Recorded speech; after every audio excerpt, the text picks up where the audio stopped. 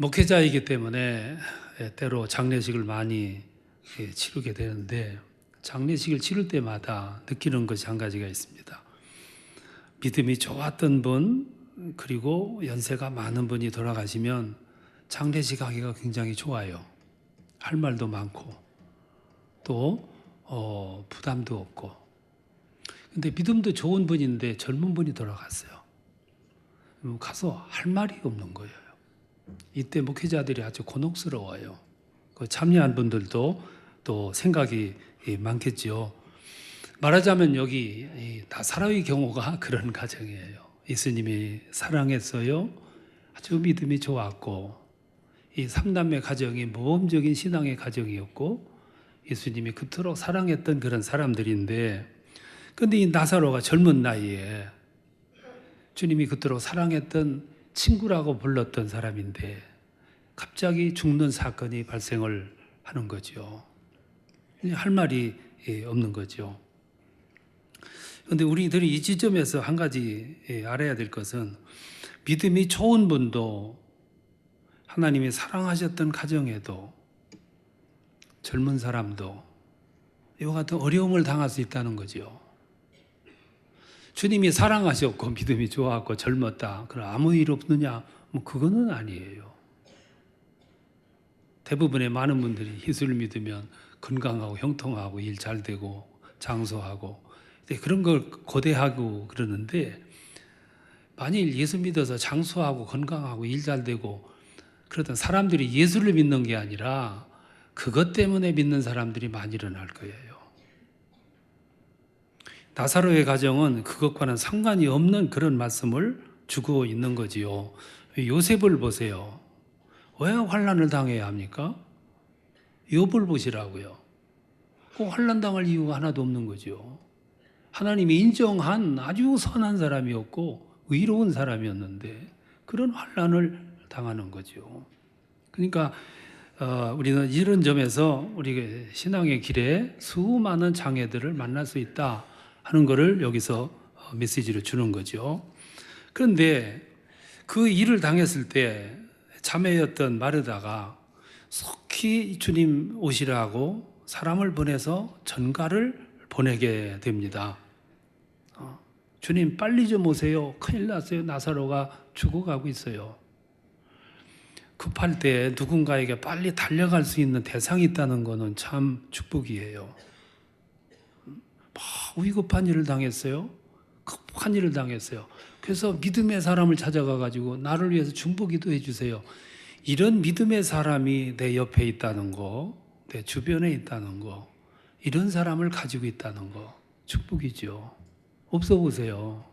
어디가 갔어요? 예를 들어서 상을 갑자기 당해 보십시오. 평소에 상을 당하면 쫓아가던 사람들도 속수무책이에요. 그때는 당황되게 되는 거죠.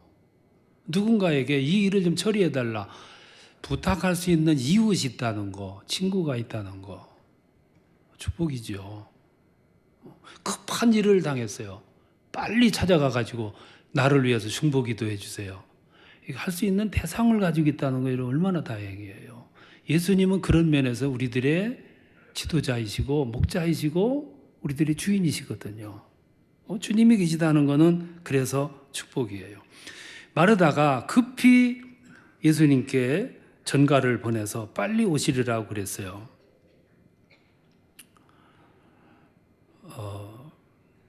일을 당하자마자 마르다가 예수님에게 사람을 보내서 빨리 오시리라고 그렇게 부탁할 수 있었던 이유는 뭐냐면, 평소 주님과 가까운 사이였고 주님과 깊은 교제를 나누던 사이였고 주님과 사이에 아무 거리낌이 없을 만큼 가까웠기 때문에 사람을 보낼 수 있었던 거예요.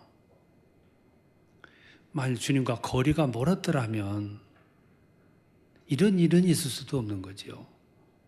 근데 사람을 보내서 전가를 보냈는데 그때 예수님은 어디 계셨냐면 요단강 건너편에서 사역하고 계셨어요. 거기와 거리가 먼 거죠. 근데 더 이해할 수 없는 것은 6절에 보면 예수님이 나사로가 죽어간다는 전가를 들으시고서도 이틀을 더 머무셨다 그랬어요. 이해가 안 되는 구절이거든요. 나의 친구, 그리고 사랑했던 사람, 그 사람이 지금 죽어가고 있어요. 연락을 받았습니다. 이틀을 더 머물러 계신 거예요. 여기서 우리들이 한 가지 또 생각이 되는 것은, 나는 급한데 막 급하고 다급하고 발등에 불이 떨어졌어요. 그래서 막 하나님께 기도를 합니다.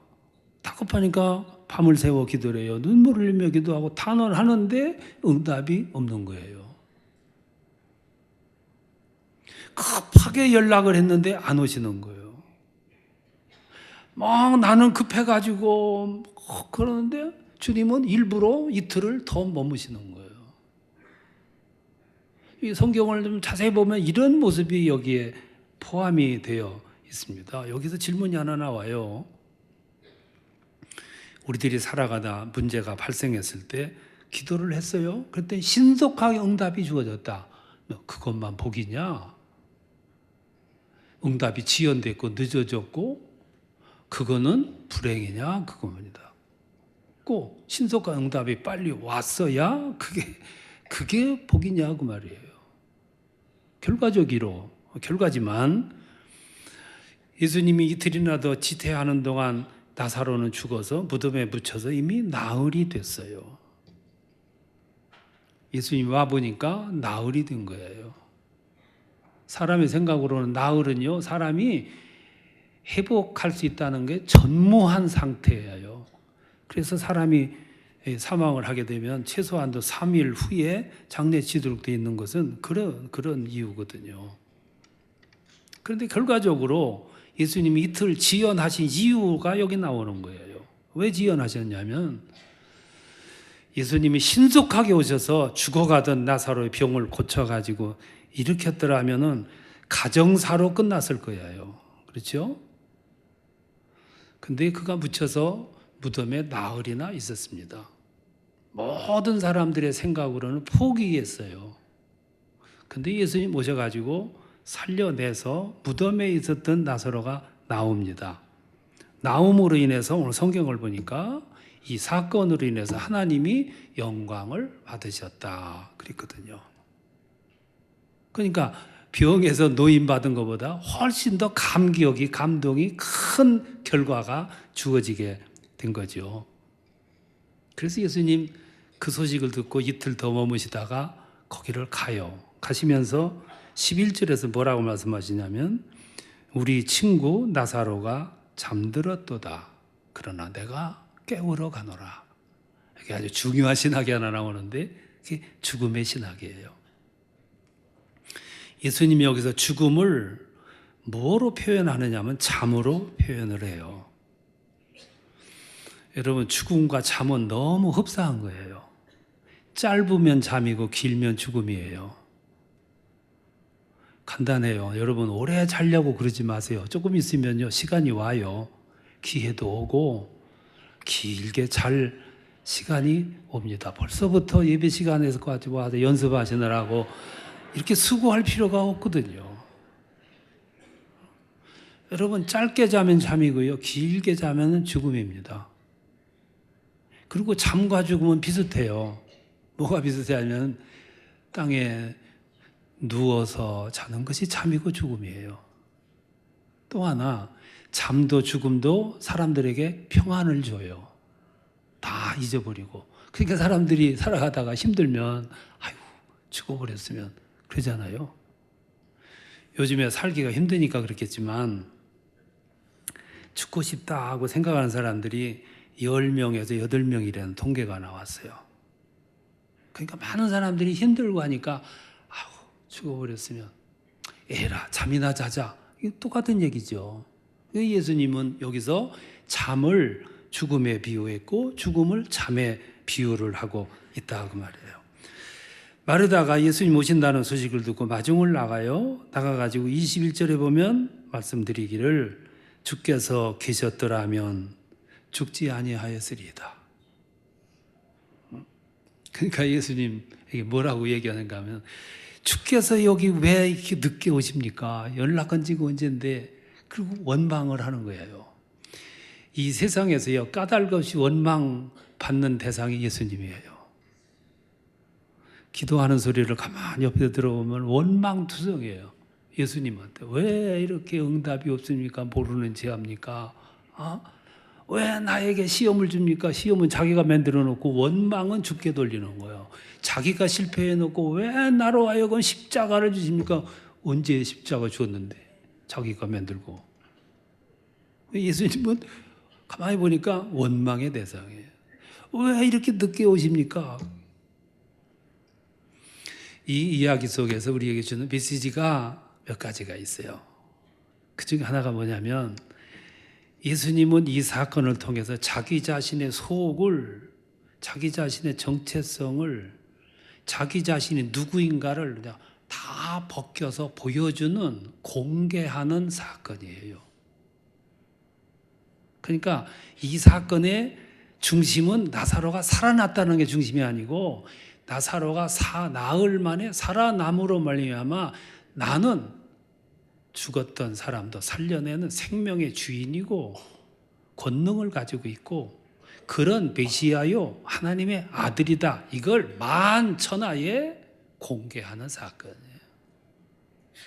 예수님의 자기 표현을, 자기 고백을 하는 거죠. 여러분 상상해 보세요. 25절에 오면 나는 부활이요 생명이니 나를 믿는 자는 죽어도 살겠고 살아서 믿는 자는 영원히 죽지 아니하리라. 네가 이것을 믿느냐? 마르다에게 그 말씀을 하시고 무덤으로 가세요. 가서 죽어서 세마포에 쌓였다는 얘기는 수위에 쌓여가지고 무덤에 묻힌 지 나흘이나 됐는데 그를 불러내시는 거예요. 그랬더니 죽었던 자가 살아나왔다 그랬어요. 그러면 요 광경을 현실성 있게 공감 있게 그 상황을 여러분 면밀히 살펴보세요. 죽었던 사람이 어떻게 죽어? 나흘이나 됐는데 살아나와요. 그 모습을 사람들이 꽉 차서 바라보고 있어요. 사람들이 나오는 그를 보고 뭘 느꼈겠어요? 첫 번째 느낌이 뭐냐면은 놀람이에요. 놀란 거예요. 어떻게 죽은 지 나흘이나 됐는데 놀라다가 그 다음 단계가 감동으로 가는 거예요. 감동이 오는 거예요. 세상에 이런 일이 감동이 조금 발전하다가 사람들은 움찔하는 거예요. 그리고 온몸에 소름이 끼치는 거예요. 어떻게 나흘 만에 죽은 자가 무덤 속에서 이런 일이 없었는데 모든 사람이 소름이 쫙 끼치다가 그 다음에 무슨 단계로 가느냐 하면 이제 나사로에 대한 관심이 없어지고 그러면 나흘 만에 살려낸 저분은 누구냐 이렇게 가는 거지요. 이 본문은 그거예요. 저분은 누구길래? 도대체 저분은 누군데? 그러니까 예수님은 나사로를 살려낸 사건을 통해서 내가 누구인가를 사람들에게 공개한 거예요. 있는 그대로를 공개해가지고 나는 생명의 주관자요, 나는 하나님의 아들이요, 오시리라 이한테 메시아다. 이걸 아주 유감없이 표현을 해놓은 거죠. 그러니까 이 사건의 내용은 중심이 나사로가 아니고 나사로를 살려낸 그 예수님이라. 지금까지 예수님은 소극적으로 자신을 표현을 했어요. 빙빙 돌려가지고 비유를 통해서. 이게 제자들이 못 깨닫는 거예요. 근데 오늘은 그대로를. 근데 지금 시점이 무슨 시점이냐? 십자가에 죽으시기 2주 전이에요. 이제 시간이 없습니다. 그러니까 확실하게 보여줘요. 그래서 이 사건은 말씀하고자 하시는 요한복음에서만 나오는데 요한복음의 핵심이 이 사건이고, 그리고 예수님은 이 사건 이후로 대화 모두 내용이 일반적인 내용에서 고난과 죽으심, 부활로 대화 모두가 바뀌어요. 그래서 성경을 읽어보세요. 이제 이 내용 이후로는 계속해서 죽음 이야기, 고난 이야기, 부활 이야기로 전개가 되는 거죠. 그리고 이 사건 이후로부터 바리새인들이 긴장을 해요. 위협을 느낍니다. 그래서 모여서 음모를 하는데 예수를 죽일 거를 음모를 해요. 그리고 나사로를 죽이려고 그래요.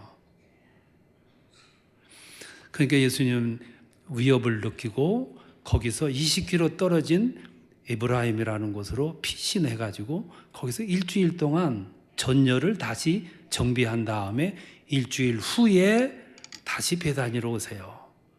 그때 마리아가 옥합을 깨뜨려서 예수께 붓는 사건이 일어납니다. 마리아는 왜 그랬냐? 일주일 전에 나사로가 살아나는 것을 봤어요. 살아나게 하는 그 예수님의 모습에서 메시아임을 증거받았고 하나님의 아들이신 것을 깨달았고 죽은 자를 살려내는 생명의 주님인 것을 알게 됐어요. 그래서 깨서 부순 거예요. 여러분, 다른 사람들이 볼 수 없는 부분을 보는 것이 지혜고 얼핏 볼 수 없는 깊은 영적인 세계를 들여다볼 수 있는 능력이 신앙의 성숙이에요. 근데 제자들은 그걸 보고서도 모르는 거예요. 불행이죠. 그러니까 이 나사로 사건은 죽었던 사람이 살려냈다, 그것만이 아니고 예수님은 자기 자신을 완전히 공개한 거야. 나는 메시아, 하나님의 아들, 생명의 주관자. 두 번째 메시지가 뭐냐면 부활을 설명하고 계세요. 여러분, 이 세상에서 가장 어려운 교리가 부활교리예요. 우리들이 이렇게 쉽게 부활을 믿습니까? 그러면 믿는다 그러는데 들여다 앉혀놓고 똑바로 앉아가 눈을 똑바로 쳐다보고 정말 믿습니까? 그러면 뭐라고 대답하냐면 글쎄요, 이렇게 대답하는 거예요. 부활을 확실하게 믿습니까? 자신이 없거든. 그러니까 둘이 앉아서 얘기하면은 글쎄요, 대답이 나오는 거예요. 옛날 남산 야외음악당에서 부활 연합예배를 드리던 시절에 그날 새벽에 설교를 누가 했냐면 어느 신학자가 했어요. 그 신학자는 평소 부활이 없다고 말하는 신학자였어요. 근데 그날따라 열변을 토했어요. 예수님 부활하셨습니다. 부활을 믿으세요. 부활을 믿으세요. 어느 기자가 저분은 부활신앙이 없는 분인데, 그래서 설교하고 내려오는데 가서 물었어요. 이제는 부활 믿습니까? 그러니까 글쎄요, 그랬대요. 이게 이렇게 어려운 교리예요. 부활의 사례가 없기 때문에 부활을 믿느냐, 이게 이렇게 어려운 거예요. 부활을 믿을 수 있다 그러면 다 믿는 거예요. 오늘 교회들이 성탄 때는 요란 떨고 부산하고 부활절 때는 그냥 쉽게 보내버리니까 사람들이 성탄이 기독교의 중심인 줄 알고 오해하는데 이것처럼 큰 오해가 없어요. 성경을 보면 예수님의 탄생은 그냥 지나가요. 근데 부활, 예수님의 고난과 부활은 엄청나게 다루고 있어요. 성경을 보시라고요. 마태복음은 모두 28장입니다. 28장인데 28장의 분량 가운데 10장, 28%를 예수님의 고난과 부활에다가 초점을 맞추고 있어요. 마가복음은 모두가 16장인데 6장, 34%를 고난과 부활에 초점을 맞춰요. 누가복음은 24장인데 6장, 25%를. 요한복음은 21장인데 10장, 자그마치 49%를 예수님의 고난, 부활에다가 할애해서 초점을 맞추는 거예요. 그런데 예수님의 탄생에 대해서는 마태복음, 누가복음이 2장씩, 마가복음하고 요한복음은 취급도 안 해요. 그러면 성경에서 말씀하고 있는 가장 큰 중심이 뭐냐면 예수님의 고난과 부활이라는 거예요. 누구를 위한 고난이냐? 누구를 위한 부활이냐 이거지. 그러니까 여기 이 사건에서 예수님은 자기 자신을 공개하면서 부활을 말씀하는 거예요. 무슨 부활이냐면 이제 두 주 후에는 자기가 부활하는 거예요. 2주 전에 미리 지금 설명을 하고 있는 거죠. 나사로 사건을 통해서 나를 보여주는 거예요. 나사로가 걸어가는 과정을 통해서 나의 과정을, 나의 내일을, 나의 미래를, 내가 받을 무덤, 부활, 이것을 보여주는 거예요. 그리고 2주 후에 실제적으로 예수님이 죽으시고 무덤에 묻히고 부활을 해요. 부활했다 그러는데 제자들은 모르는 거예요. 못 믿는 거예요. 그러니까 그 제자들을 대표해서 도마가 뭐라고 그랬냐면, 부활했냐? 어디 그런 일이 있을 수 있냐? 이치로 생각해보라. 어떻게 죽었던 사람이 살아나냐? 2주 전에 죽었던 거 보고서도. 그러고 말하기를, 내가 예수님의 부활은 손가락 넣어보지 않고는 믿을 수 없다. 이게 도마의 얘기가 아니고 우리들을 믿음을 그렇게 표현한 거예요. 사람들의 믿음은 수준이 여기예요. 이게 우리의 한계거든요.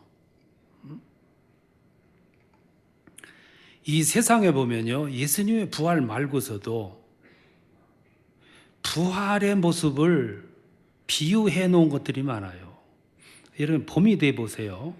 겨우내 꽝꽝 얼었던 그 얼음 속에서 다 죽은 것 같았던 생명들이 봄이 되면 그 언 땅을 비집고 새싹이 올라와요. 이게 식물의 부활입니다. 죽은 것 같으나 살아나오는 거예요. 그래서 봄은 부활의 계절이에요. 그리고 예수님의 부활이 봄에 위치한 것은 우연이 아닙니다. 예수님의 부활을 온 세상이 우리에게 보여주는 상징적인 거예요. 뿐이에요. 잠자리, 매미, 날벌레들 다 걔들 옛날 신부는 애벌레였어요. 유충이었다고요. 얘들 그 전에 옛날 생활에는 유충 애벌레로 전부 시궁창 속에서 먼지 속에서 퇴비 속에서 꿈틀거리고 뒹굴고 살았어요. 근데 얘들이 어느 날 변신을 하는데요. 먼지 속에 살던 애들이 이슬을 먹고 하늘을 날라요. 부활이 뭡니까? 부활은 변화예요. 육신의 변화, 나의 한계의 부활이죠. 신분의 변화라고요. 그러니까 예수님은 이런 과정을 통해서 우리에게 이 신비스러운 이 과정을 설명하고 계시는 거죠. 내 안에도 부활성이라는 게 들어있어요. 이 부활성을 믿는 사람들이 부활하는 것이고, 믿지 못하는 사람들에게 이 찬란한 변화가 있겠냐고 말이에요. 그러니까 예수님은 이 사건을 통해서 우리들에게 자신을 공개 보여줄 뿐만 아니라 부활을 설명하는 거예요. 또 하나 주는 메시지가 있어요. 여기 나사로는 누구야 이거. 나사로가 죽었다 살아났어. 누구 얘기냐 이 말이에요. 이게 나의 얘기예요.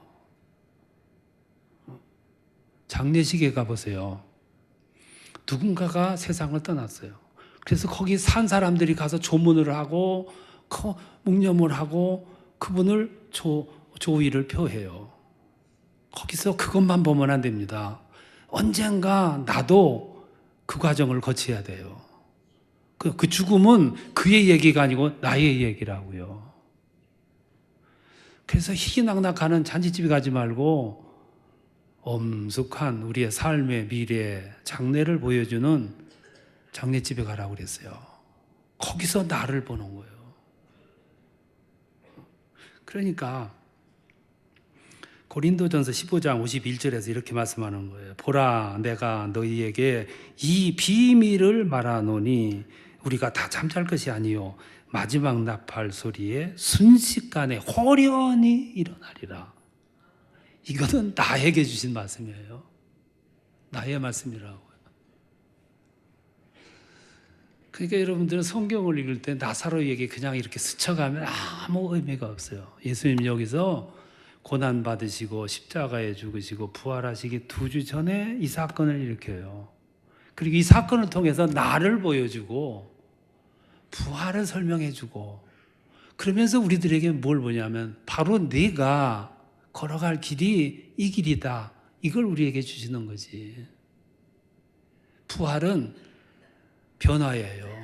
몸의 부활, 변화, 신분의 변화지요. 이 사건을 통해서 우리가 보여지는 거예요. 예수님은 사순절 5번째 주간에 이 말씀을 우리에게 주고 있어요. 이 이야기는 나의 이야기다. 나에게 주시는 메시지요. 나에게 주는 은혜다. 그 말이에요. 이걸 간직하고 살면서 살아갈 때 우리 삶이 깊이가 있고 무게가 있고 묵직한 깨달음이 주어지는 거죠. 그리고 주님의 십자가를 실감나게 우리들이 받아들이는 거예요.